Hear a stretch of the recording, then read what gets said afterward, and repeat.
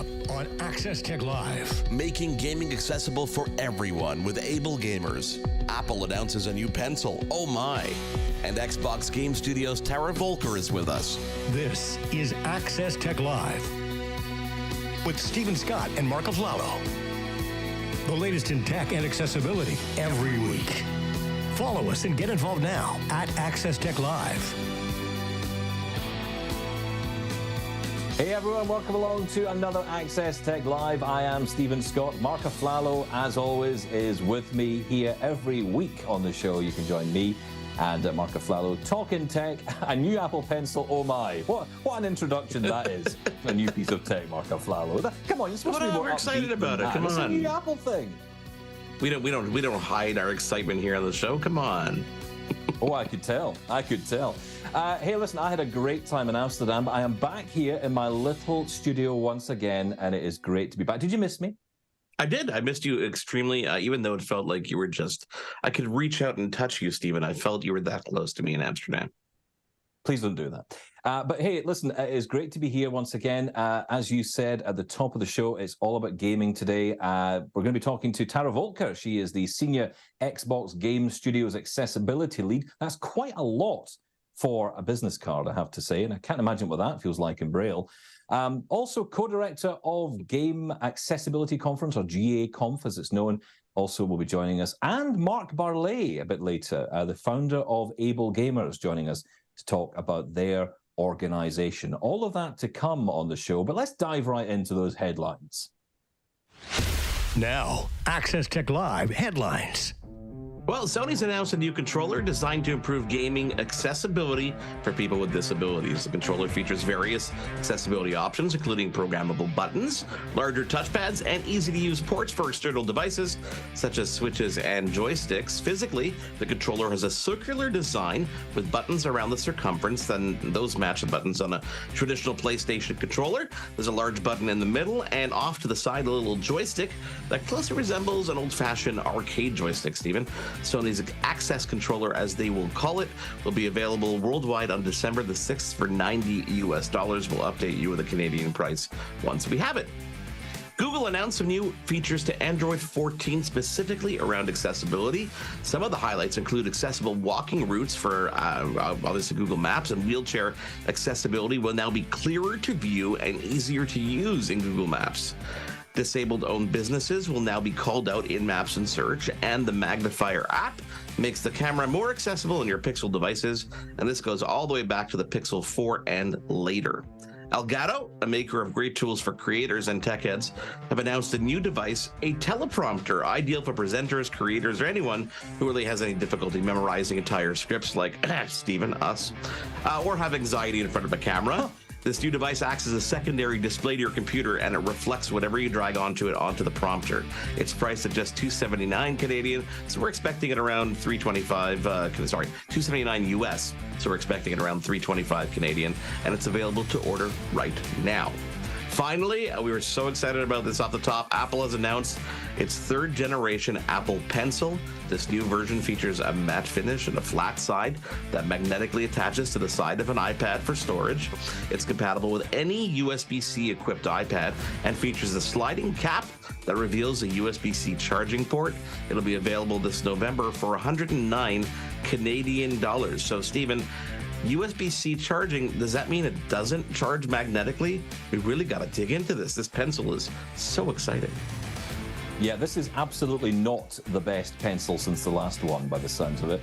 And they've hidden the USB charging port, which I kind of find funny, right? They really don't like talking about this USB-C, so much so they're starting to hide it in their products. Yeah, anything we can do to make sure you don't know it's there, right? Absolutely. I don't, personally, this is not a product for me, because I have to say the pencil for me is the least accessible tool. And also, in fairness, I haven't used a real pencil in about 2 decades. Even if I have to sign for something at the door for, say, a parcel these days, I'm using my finger on a touch screen. So I'm not even using a pen for that. Do you use the Apple Pencil? Because I think, if I'm honest, this is very much for creators, for designers, okay, for taking notes, I guess, as well. And I'm just going to say it, sighted people, all right? Sighted people. There, I said it. My daughter loves it for drawing, and she uses Procreate, and she draws all types of stuff. I've used it for taking notes, but I found it not the most intuitive thing in the world, to be perfectly honest. Sometimes I just prefer to either just type notes or just use a pen and paper, or sometimes just hit the voice activation button and let it dictate notes. So that's kind of where I'm going with it.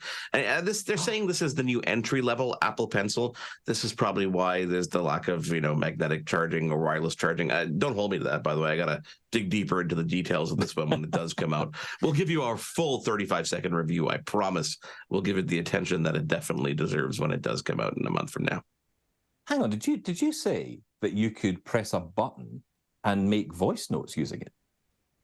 No, I didn't say you could do that with a pencil. Said? I said I prefer sometimes hitting the microphone button and letting dictation take notes for me instead of using a pencil or using my hands. Yeah, Stephen, I go for the lazy approach. I don't know if you figured that out about me quite yet, but if it's the path of least resistance, then I'm going to go for it, even if it means that I'm trying to figure out what on earth was said in the meeting 3 days later, and I'm like, this didn't quite transcribe it very well. I will figure it out. Don't worry. It's okay. I promise. Full review of that. Okay, I just had in my head, I just had all this great potential for this, but you've absolutely trashed it. So thank you. Yes, I go back to what I said earlier. Terrible. Okay, so question of the day. We've got to move on to this because honestly, this is a great question that we came up with this week. And it has got a lot of people talking online. Of course, we put this out on our social media at Access Tech Live through the course of the week, as we always do. So you make sure you're following us online so you can get ahead of the game when it comes to what we're talking about. And ahead of the game is actually a good phrase for this week. Seriously. The question we're asking is, what is your favorite classic video game? Right? What is your favorite classic video game? Now, it could be anything. It could be console, mobile, anything. What is your favorite classic video game? Mark, what's yours? Oh, a friend of mine wrote on my Facebook feed when I asked this question. He said, Mark, you know what it is. And I'd have to go with him. It's a game called Wing Commander that we used to play countless hours a night until, honestly, I'd forget that we were even on the phone together playing this game. It wasn't a game you could even play with somebody. We would just individually play the game, which was kind of fun. But I'm more curious to know what your answer is going to be, because I have a feeling it's somewhat analog. Well, it is. And interestingly, you'd think, well, what kind of games would I be playing? But, I had better vision when I was younger. So there were two games that stuck out for me. Sonic the Hedgehog was the first game I ever played. Grand Theft Auto, the very first one, when it was like an aerial view. Remember that? You had the aerial view of the cars, and you were just kind of like in a bus or a car walking around. Totally, yeah. Everything was aerial. And they had a wonderful London version of that game that came out, which was just hilarious because everyone was so polite whilst committing atrocities. But at the same time, I also loved Snake. So Snake on the Nokia. How cool was Snake? Snake was really cool, and you're not the only person to say that. Brad here on Facebook wrote Snake as well on the Nokia 8810. We got a lot of people from AMI weighing in on this. Everybody likes this topic, It's not the complicated ones that you have to think about. It's the easy ones, like Karen McGee here writes Pac-Man. I own a version of it for almost every system I have. Miss Pac-Man, my sister writes. Someone writes Mortal Kombat, the original one. We've got over 30 responses for this, so we're going to definitely get to this later on in the show, I promise you. And of course, if you want to weigh in, all you got to do is follow us on social media. It is at Access Tech Live, and answer that question, which is, what is your favorite classic video game? And it could be anything. It could be a console, it could be mobile, it could be Game Boy, it could be, you name the console, and we will talk about it. So again, if you want to email us, it's feedback@accesstechlive.com. And of course, all social media, it is Access Tech Live. Answer that question. Stephen, Tara Voelker standing by and is going to help us dissect the news of the week. Plus, as the co-director of the Game Accessibility Conference, which happened a couple of weeks back, I think she's perfect person to answer that question of the week as well. So stick around. This is Access Tech Live. We want to hear from you. Follow us on social media and get involved at Access Tech Live. We'll be right back.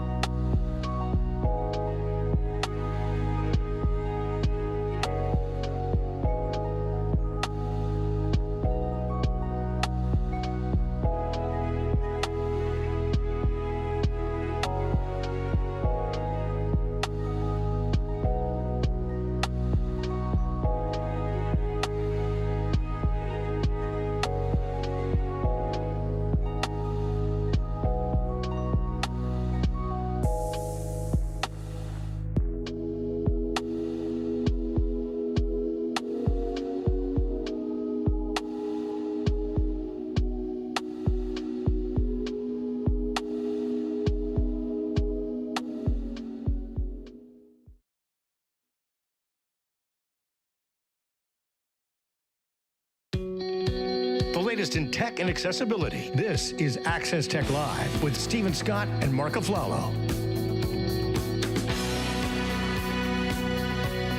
I don't hear you either.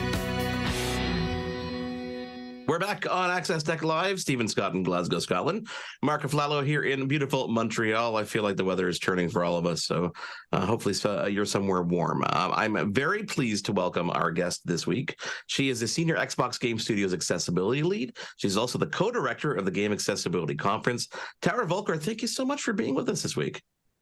No, thank you so much for having me. I'm also joined by another accessibility specialist, Leon the Cat. And so he's Leon. Also, he's going to be here to answer questions as well. Isn't that true, Leon? Yeah. I'm sure he's a great interview. I'm sure you have many a conversation when you're quiet. I also noticed the cat ears on your headset, which is pretty cool as well. He's literally turning off my camera. Okay, sorry, you don't have to be so rude about it. This is why we do this show live, Tara. It's so that you can try to push us to our limits and see if there's ever a breaking point, and we're not going to get to that. I promise you. Thank you so much for being with us. You're going to be with us for a while today. I appreciate that. And before we dive into the news, I got to ask you, because that title on your business card, not only is it a long one, I'm sure, I got to know what it's about and what you do on a day-to-day, not only with obviously on the Xbox side, but also in the Game Accessibility Conference, because your world is definitely way more fun than mine. First off, your world is also very, very fun, so don't put yourself down like that. But yeah, it is a lot, and it's a very long title. So within the world of gaming at Microsoft, at Xbox, one of our business units is the Xbox Game Studios, and that is all of the different independent studios who make all of our video games that get published under Xbox. And so I work with all of those studios to help them make their games as accessible as they can be. And so it's learning, it's teaching, it's consulting, it's running a champs program, a little bit of everything. And I'm really lucky because I get to work with some really amazing teams. But when I'm not doing that, I'm the co-director of the Game Accessibility Conference. And that is a conference that happens twice a year, once in the US, once in the UK, fully dedicated to just teaching devs about accessibility and disability in the video game space. And that's, putting together a whole event, which, you run a TV show, you understand how hard this is. Tara, hi, it's Stephen here. And I just wanted to ask you about your feelings about other companies like Sony, because of course we've been hearing a lot about adaptive controllers. Sony, Xbox, of course, very similar what Sony's bringing out to what Microsoft did over a year ago. What's your take on that, and what's your feelings about that level of development we're seeing, bringing in accessibility into more games companies, into more companies generally releasing games? I think it's absolutely amazing. One of the things I love about the controller that Sony is releasing, which I have pre-ordered because I want to check it out and I want to play with it, is that it's not the exact same as we built the adaptive controller. We have always talked about, hey, this was our go, but it's not perfect. And, we want to continue our accessibility journey. And it's great to see another company building a controller that's trying to reach the same goal of, inclusion of people with mobility disabilities. And, they solved it in a different way. So now there's so much that we can learn from each other, but it also means there's more choice for consumers. And, when you get to make a choice and pick the product that works best for you, that's when you're going to have the best experience. So I want more of these controllers, because there was also the Nintendo released one that came out, I think via Hori, so it's not quite the same. But the fact that, there are now multiple controllers that you'll be able to choose from, I think is amazing. Because if you would have asked me, 5-6 years ago, do you think there will be multiple accessibility controllers available? I probably would have laughed at you. I didn't see it coming. So this is fantastic, and I want more. No, absolutely. I think, though, it's often good at this point, especially with you here, Tara, to kind of stop and take stock a little bit. So for people who don't live and breathe gaming, and I'm one of those people, to be perfectly honest, and there are reasons for that, and we'll get into that later, but I want you to tell us, if you can, where we're at the moment with accessible gaming in 2023. Right now, we are at this sort of watershed moment. We are seeing more accessibility for more companies in more games at a higher level of investment that we've ever seen before. So we are on a peak of exponential growth in the industry. And I'm saying here today, wow, there's so much accessibility that didn't exist even a couple of years ago. I'm sure that I'll say the exact same thing like 2 years from now. Oh my goodness, there's so much accessibility today that didn't happen a couple of years ago. We're seeing new hardware. We're seeing new options in game. We're seeing even just gaming events being more physically accessible to gamers with disabilities. And all of this is, still relatively new as a phenomenon.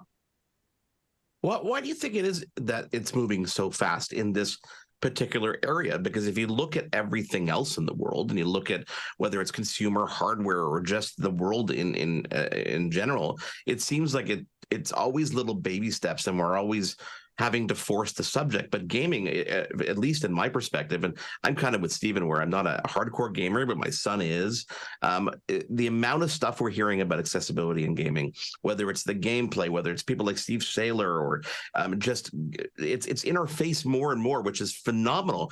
But why so fast? Because it feels like it's taken decades to even bring up this conversation. What's changed?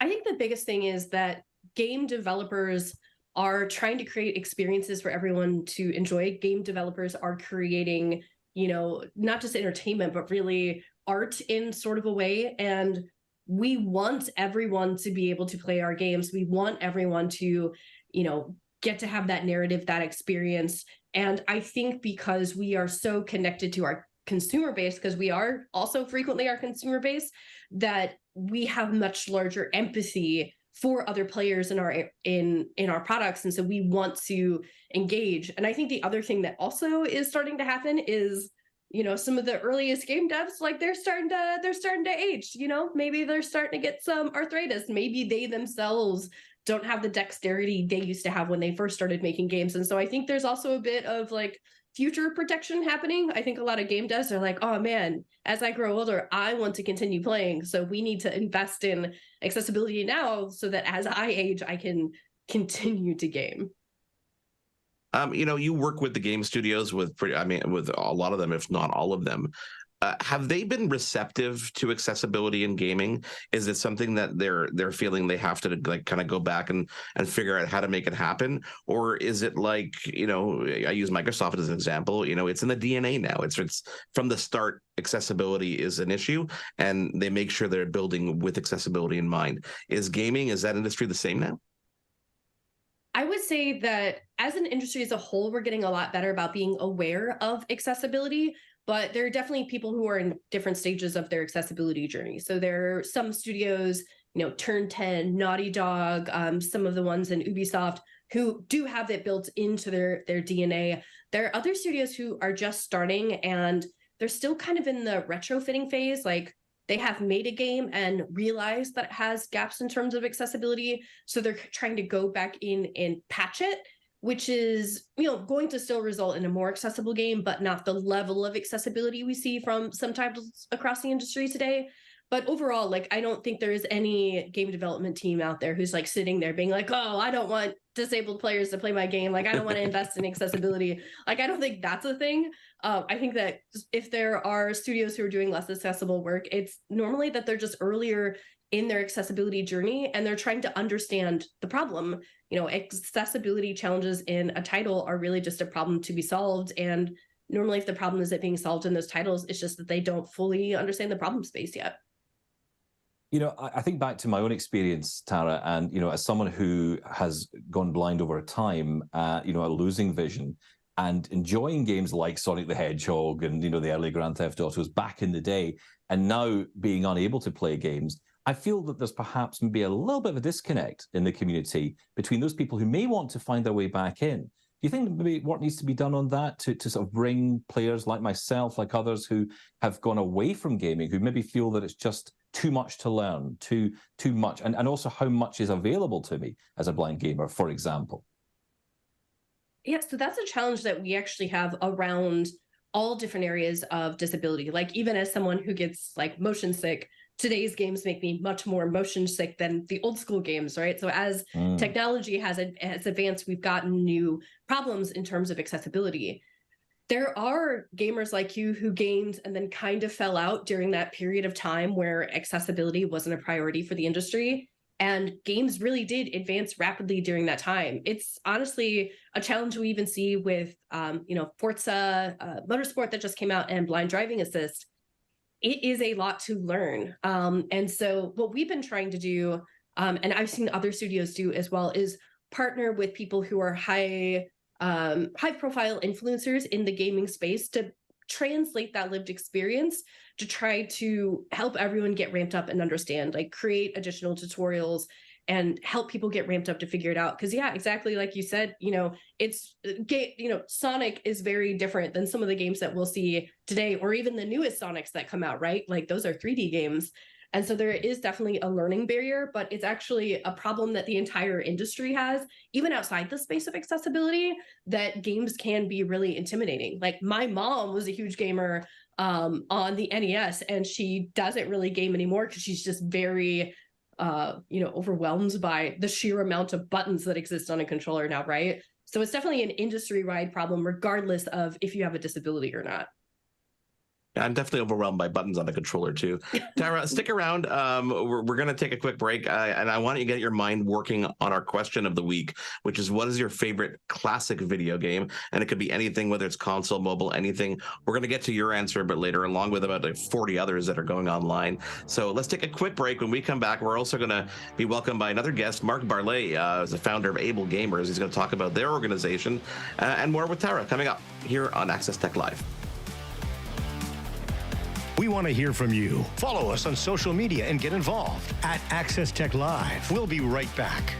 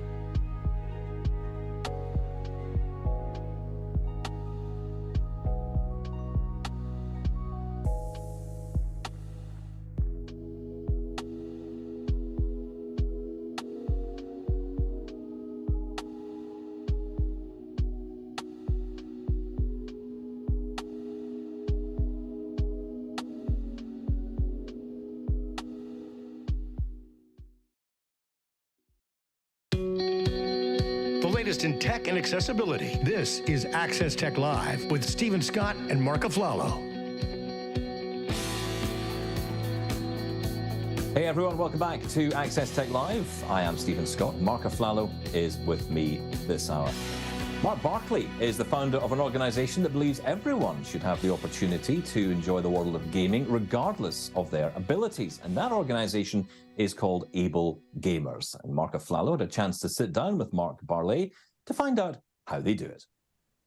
Marc, tell me about Ablegamers. Let's pretend that I've done no research whatsoever. I've come to this unprepared. Tell us about how this all began. So Ablegamers is a nonprofit that I founded, and our mission is to enable play in order to combat social isolation among people with disabilities. And what that really ultimately means is we use video games to give people with disabilities awesome opportunities to connect with other people around the world.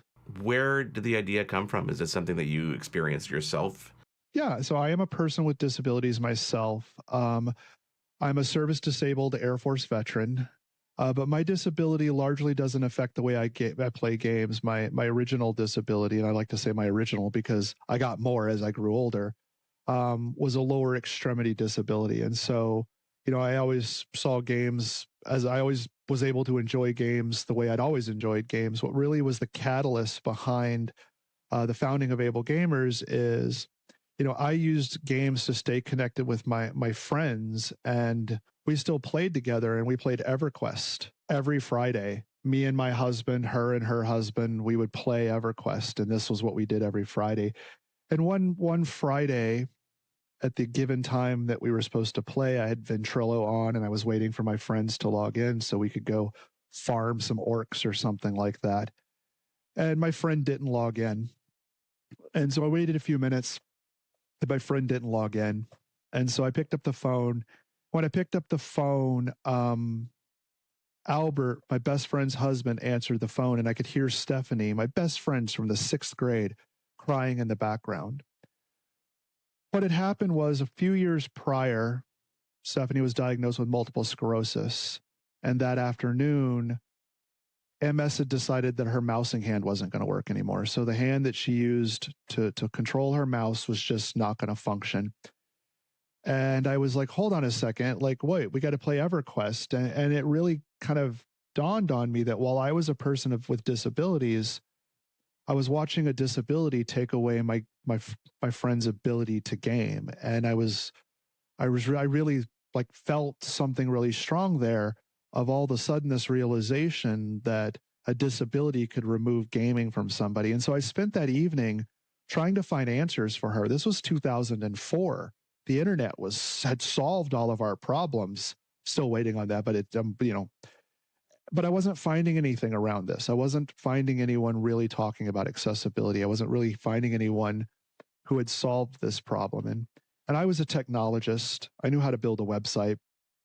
And so I took it as a calling and decided that I was going to solve it. What was the first adaptive piece of tech that you built? The thing that I used to actually help my friend Stephanie get back in the game was this product called an ErgoDex DX1 at the time. It was this really cool, like I still wish it was around today, but it's not. But it was like a board that was about a square foot, and it came with all of these little keys, and you could they had little sticky bottoms, and you could stick the keys anywhere on this square foot board in any configuration you wanted to, and you could program keystrokes to them.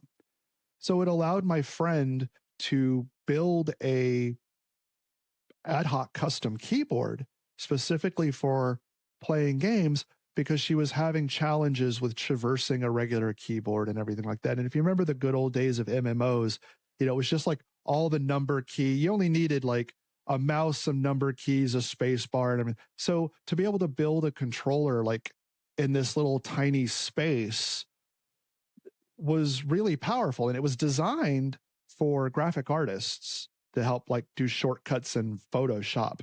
But yeah, it's like the old man's Stream Deck, right? Yeah, and but we had gotten great use of it, of just creating these little custom keyboards for people that needed them. What is it about gaming that you think, and this is totally your opinion, that helps people with disabilities kind of get outside of their comfort zone? You asked me that question, but I actually know scientifically that in fact people with disabilities get a sense of enablement. If you think about disabilities, the ability to run, to explore, to jump, to do things that might not be possible for you in real life, but the video game, a well-crafted video game lets us all experience these things. And so to me, the right answer there is enablement. It gives people with disabilities that equal experience to do.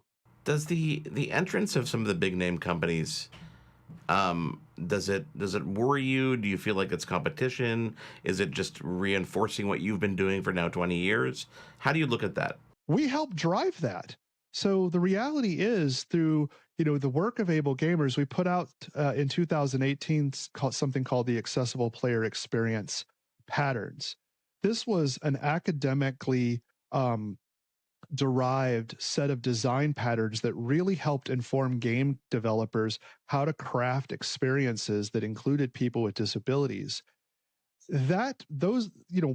Previous to that, we had written the includification guidelines back in 2011, but this really superseded it because, I'm so lucky to have Dr. Chris Power, Dr. Paul Carnes, these really intelligent people, part of our organization, and they're doing this work. And we discovered this when we talked about these patterns, and we built a tool that worked with game companies. They created really rich, accessible experiences. And my mission, again, is to enable play in order to combat social isolation. So I look at all of these games making accessible features, my mission incarnate. I see it as them, because now, a player who is, visually impaired or has an auditory disability is going to be able to bring a game up that's going to have the things that will help them have the experience they want to have, because these design patterns have helped guide the game developers to crafting those experiences without necessarily having to have all the nuances that come with disability in and of itself. One of the things we notice in the tech space is that companies, the Microsofts of the world, the Apples of the world, Googles of the world, come out and talk about how accessibility is in their DNA, and it's no longer about adapting something for people with disabilities. It's about building from the ground up with everybody in mind, that universal design. Do you think that transcends into video games? Because I feel like, when you use the word accessibility in video games, it's not something that naturally goes hand in hand, or hadn't. I think it's definitely more on the radar now. So, when I started, I was in the accessibility space for the longest time as a day job. Ablegamers has not been my day job for very long. I worked for the federal government for a long time and was, in the 508 world and things like that. And, I actually started when I got into gaming really trying to figure out how universal design fit into game accessibility. And I was kind of largely an advocate, and in fact wrote a paper that got published on an alternative to universal design looking at gaming. But as we grew as an organization, and as I was, able to really bring people together, the APX stuff that Dr. Power and Dr. Carnes came up with really are universal design principles. They really are that. And why we're seeing such a move for accessibility in the gaming space is because the patterns are letting game companies make accessible decisions in the early storyboarding stages. And so the end products are extremely accessible because, they solved how a person with a visual impairment is going to know that they just leveled at a storyboard 4 years ago, not back in the old days, 2016, 2017, we would have companies reach out to us and say, hey, our game releases in a month. What can we do from accessibility? And I'd be like, nothing. Like that ship has sailed. Do you think representation is important in video games? Oh yeah, because we just wrote a piece at Ablegamers. We published it yesterday on representation. Yes, not only, gaming is about storytelling. When you look at games today, they're not, there are side scrollers out there, but when you look at some really, great games out there, they're about, immersive storytelling, interactive storytelling. And we want to see stories that keep people with disabilities in mind. We want those stories to be genuine stories. We want them to be characters we can relate to. So representation is important, and we are starting to see companies really put resources into making sure that representation is genuine. Mark, you talk about being on the cusp of 20 years with this organization, seeing these things come to life like this. Obviously, it must be validating to what you've been doing, number one. But do you have that sense of pride based on the way the industry is now evolving, even though it has taken so long? That's an incredibly good question. And the answer is no and yes at the same time. And let me parse that out, because the reality is if I try to take it in all at once, it becomes slightly overwhelming. I know that's hard to understand, but like when I started Ablegamers, and shortly after it, Steve Spahn, joined me, and we started on this journey 20 years ago. Like, to look at where we are and to imagine that a couple of people who just wanted games to be better on the outside of gaming was able to affect the level of change that we've been able to affect has done a couple of things to me. One, I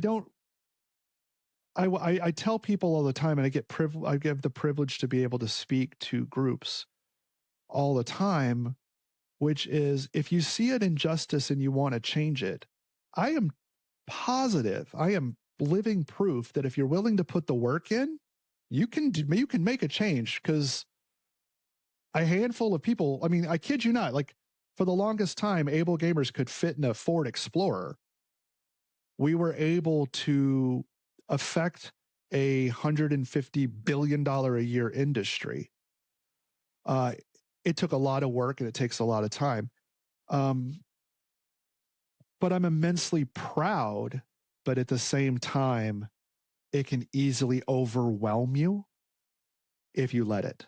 So before the conversation ends, where do you see the Ablegamers, and where do you see the industry as a whole in 10 years from now? So I think all the parts are in place for us to continue to support the individuals, because the truth is, the club that is disabilities is always accepting new members, whether you want to join us or not.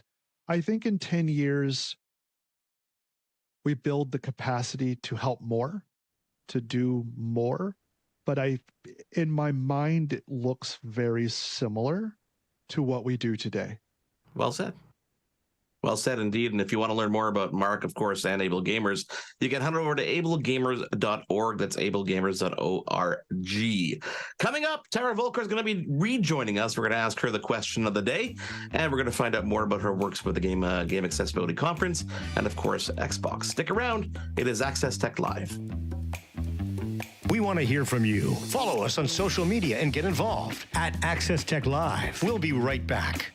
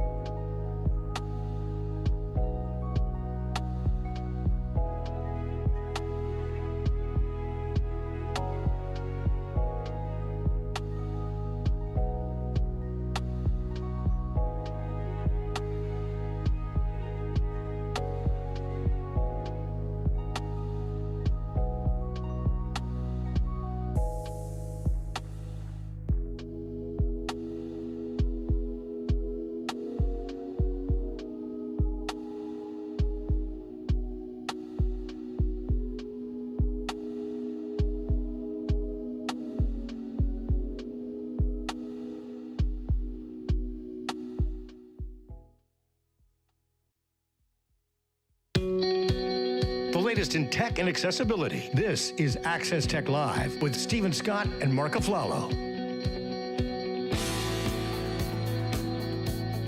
Welcome back. I am Stephen Scott. Marc Aflalo is with me. Also, our guest this week is the Senior Xbox Game Studios Accessibility Lead. She's also the co-director of the Game Accessibility Conference. Tara Voelker is back with us. Great to have you back here, Tara, along with your cats as well. Yes. Must mention the cats. Now, look, we mentioned Forza earlier, and just last week, of course, Forza Motorsports was released, and we featured here on the show our mutual friend Steve Saylor and his reaction to playing the game and winning a race. I want to ask you, though, Tara, what kind of work, and I can only imagine the amount, but what kind of work goes into making a game like Forza, a driving game, playable by someone who can't see? Honestly, the biggest part of the work is the partnership with people who cannot see or don't see well to make sure that we're figuring out their needs. I talked before about you have to understand the problem to solve it. And for us, it was a really fun challenge because obviously the people we're trying to unlock a racing simulation experience for were people who can't race cars in real life. So that was a fun challenge. But for us, it was a lot of rounds of feedback. We knew it was going to have to be audio based, and we actually took a lot of learnings from other racing, even real life events that take place. Like, in the game now, there is a voice who will tell you what type of turn is coming up. Is it right? Is it left? How sharp is the turn? And, that was partially inspired by rally car drivers because they will have a co-pilot who is telling them what is coming up so that they can prepare. So, it's pulling in, things from real life we can be inspired by. It's hearing from people with disabilities what they need. And then, once you get the idea, once you get as what we lovingly refer to as the beeps and boops, going in game, just going through those rounds of feedback and seeing if it works. And if it doesn't work, being okay and prepared to go back to the drawing board and make changes. Was there a point at all in that development where you weren't even sure if it was going to work, if it was going to become accessible? And you talk about the beeps and boops and going back to the drawing board, but I can imagine that there's a point in time when you're trying to develop this that you're just not sure. Was there ever a point where you said this just may not happen? I think at the very beginning, like we had the goal. So if you go back in 2019, one of the lead designers of Forza, he actually gave a talk at the Game Accessibility Conference, and there was a slide about future goals, and one of them was to become blind accessible. But we literally had no idea how. So at that point, we were like, this may not actually happen, but we're hoping by willing that goal, saying that goal publicly, maybe, it will make it happen. But, we had ideas. And once we kind of got our first round of ideas and we got those first rounds of feedback, I think once we saw it, we didn't think, oh, this can't happen. We just thought, oh, we're close, but this isn't it. And I think there was a lot of, oh, we're close, but this isn't it. Oh, we're close, but this isn't it. And then going through that iteration. But I think once we got our first kind of demo actually in front of someone, we're like, okay, we can do this. We didn't know how long it would take. We didn't know if it would, be ready for when this game launched when we started, but we knew we would get there eventually. So we were determined. Yeah. No pun intended here, but I want to shift gears for a second and talk about gaming in the cloud, because, we see on one hand things and services like Xbox Cloud Gaming gaining incredible momentum. It's coming to the new MetaQuest 3 soon. You look at devices like Apple's iPhone taking a really big gaming focus on stage, keynotes and stuff like that. But then on the other hand, you look at services like Google Stadia, which is basically shut down, which is not terribly surprising from Google because they tend to try things and just kind of shelve them. So is there a clear path towards a future where we're not going to have a console anymore? I think so I don't know. And I want to be like fully transparent. I'm not on the part of Xbox that would know. So this is literally me being like, This is why you're here. We want your opinion too, So for me, I have got to see really cool stuff happening in cloud gaming for years. So before I worked at Xbox, I actually worked at PlayStation on their cloud streaming service, PlayStation Now. And the tech that is in all of these game streaming services, whether it's Xbox, PlayStation, whoever else, they are so cool. And I feel like there's such great opportunities because hardware can be so expensive.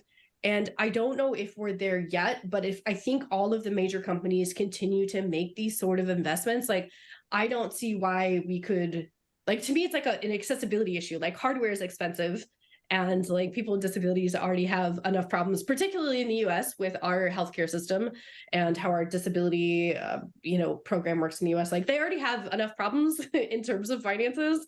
So like figuring out how we could remove the console as a barrier to gaming and utilizing things you already have, like, is fantastic. I mean, and even if you look at stuff like,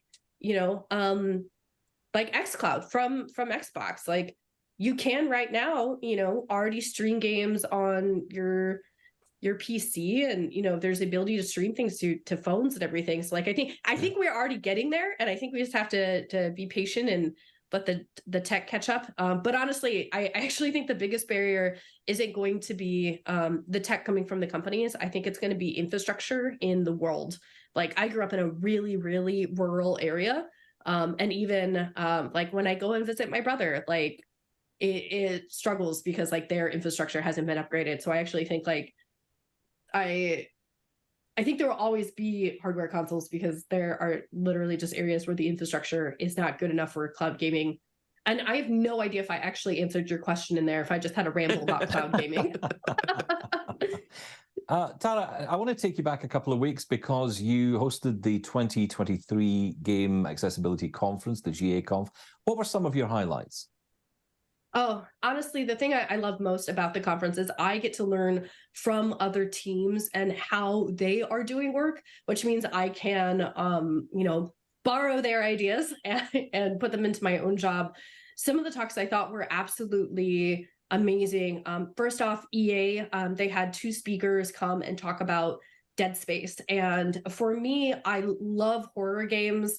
But I'm also someone who has PTSD, and PTSD and other mental health conditions are new areas in terms of accessibility in video games. Like there are essentially blockers for us as well. And I absolutely loved how EA talked about all of the work that they did to put in gore mitigation, to put in trigger warnings, but actually have them implemented in games. Like if you didn't want to see, the alien being ripped apart or whatever, like you don't have to, because that's not, it's a part of the game, but there's so much more to Dead Space.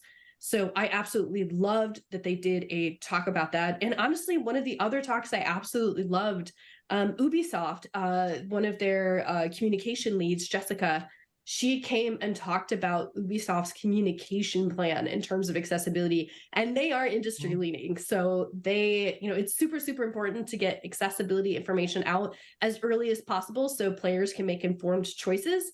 And literally earlier this year with one of the new Prince of Persia game announces, they got the accessibility information out for the game the day of the project announced, like 7 months ahead of launch, which is like unheard of. It's amazing.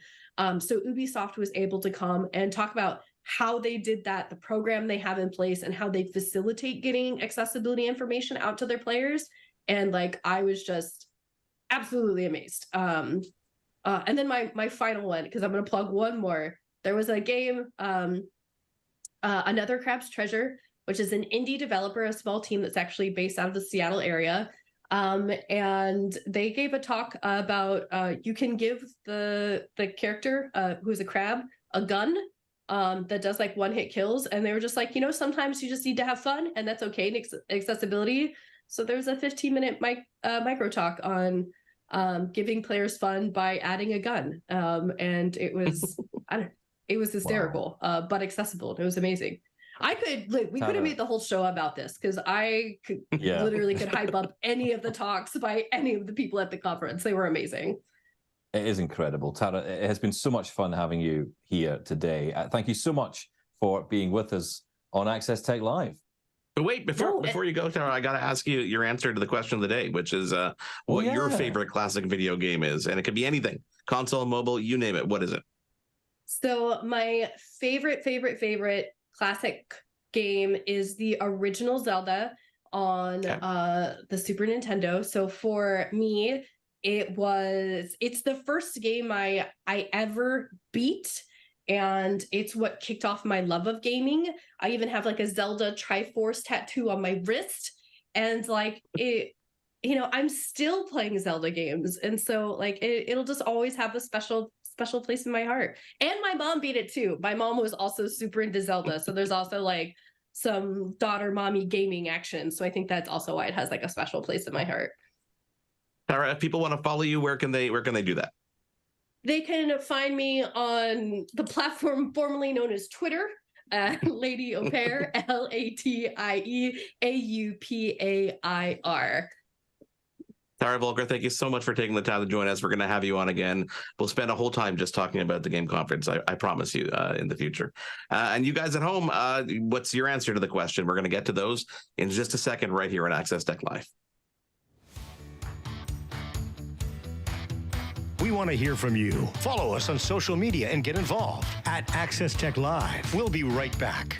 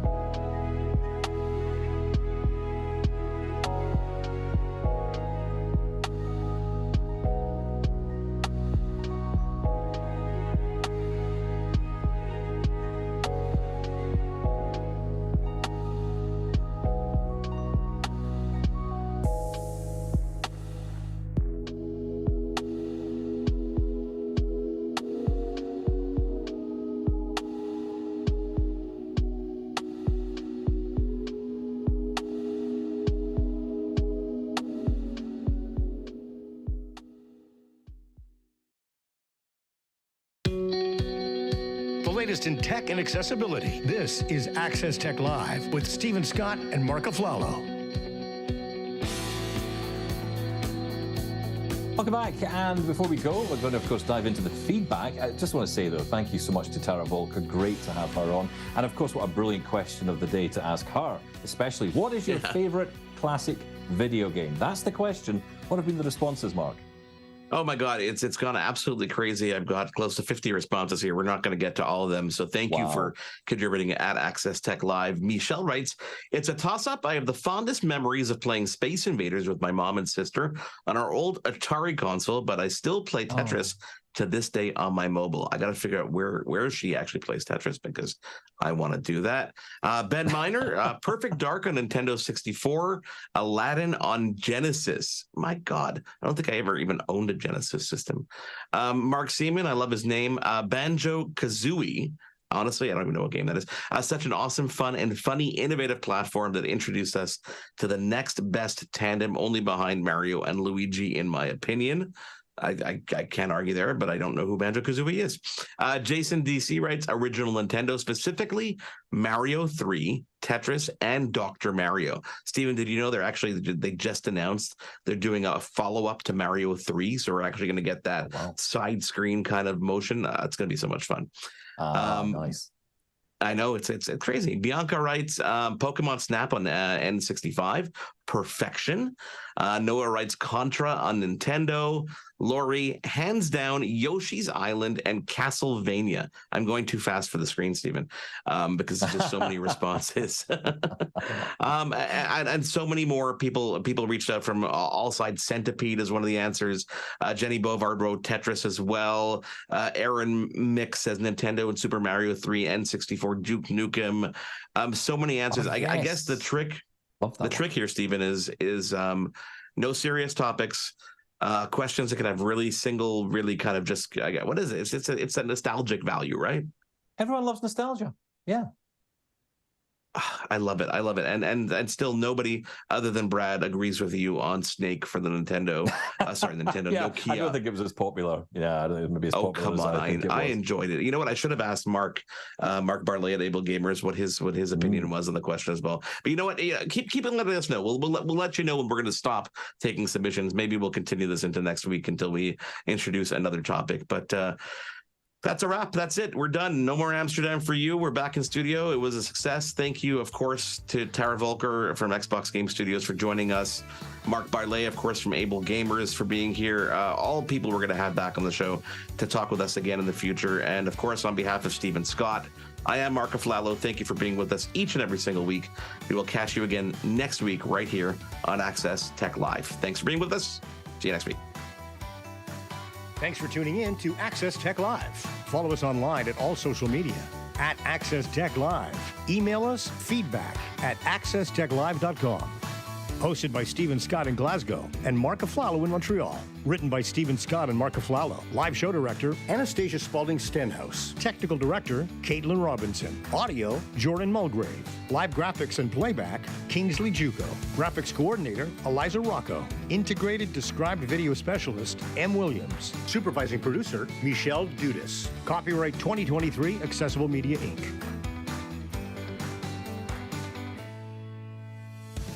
An AMI original production.